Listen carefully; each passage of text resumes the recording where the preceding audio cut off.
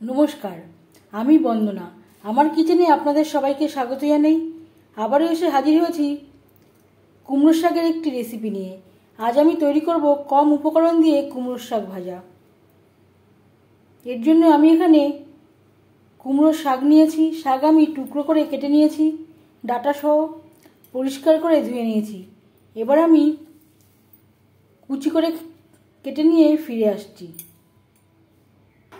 শাক আমি কুচি করে কেটে নিয়েছি, ডাঁটা আমি খোসা ছাড়িয়ে ছোটো ছোটো টুকরো করে কেটে নিয়েছি। আর লাগছে কাঁঠালি বিচি, একটা গাজর, যেটা আমি ছোটো ছোটো টুকরো করে কেটে নিয়েছি। আমি রান্নাটা করবো রিফাইন্ড অয়েলে, আপনারা চাইলে যে কোনো কুকিং অয়েলে করতে পারেন। 3 চামচ রিফাইন্ড অয়েল গরম করে নিয়েছি। ফোড়নে দিয়ে দিলাম শুকনো লঙ্কা,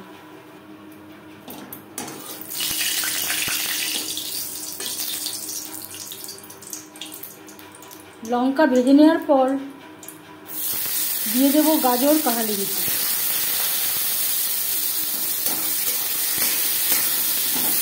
আপনারা এর সাথে আলুর ব্যবহার করতে পারেন, আমি আর আলু ব্যবহার করলাম না। যেহেতু কাঁঠালের সিজন চলছে তাই আমি কাঁঠালি বিচি অ্যাড করলাম।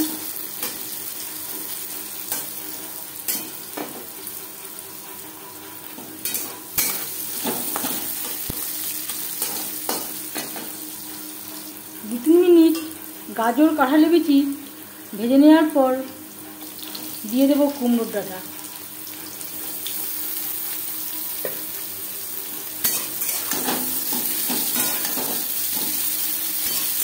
ডাঁটার সাথে গাজর ও কাঁঠালি বিচি বেশ ভালো করে মিক্স করে দেব। 1-2 মিনিট নাড়াচাড়া করে নেওয়ার পর দিয়ে দেব স্বাদ মতো লবণ। আর লাগছে পরিমাণ মতো হলুদের গুঁড়ো।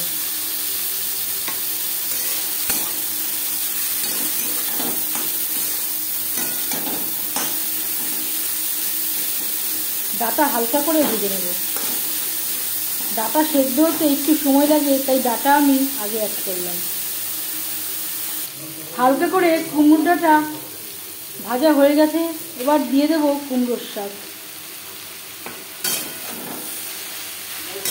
ডাঁটা ও গাজর, কাঁঠালি বিচির সাথে শাক বেশ ভালো করে মিক্স করে দেবো। 2-3 মিনিট ডাঁটার সাথে শাক নাড়াচাড়া করে নেওয়ার পর গ্যাসের ফ্লেমটাকে লোতে করে দেব।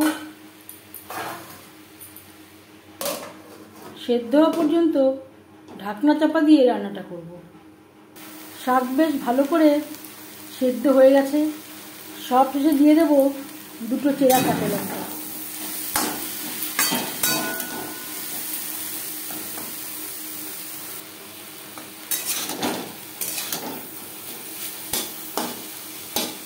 এক 2 মিনিট নাড়াচাড়া করে নেওয়ার পর গ্যাসের ফ্লেমটা অফ করে দেব।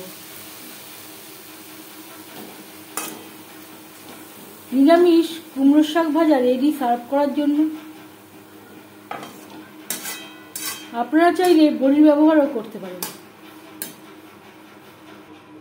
নিরামিষ কুমড়োর শাকের রেসিপিটি কেমন লাগলো অবশ্যই জানাবেন কমেন্টের মাধ্যমে। যদি এই রেসিপিটি ভালো লেগে থাকে লাইক করবেন, শেয়ার করবেন, সাবস্ক্রাইব করবেন আমার চ্যানেলটিকে। বেল আইকনটা ক্লিক করে দেবেন। যখন আমি নতুন ভিডিও আপলোড দেব তার নোটিফিকেশান সবার আগে আপনার কাছে পৌঁছে যাবে। আপনারা সবাই ভালো থাকবেন। এই ভিডিওটি দেখার জন্য ধন্যবাদ।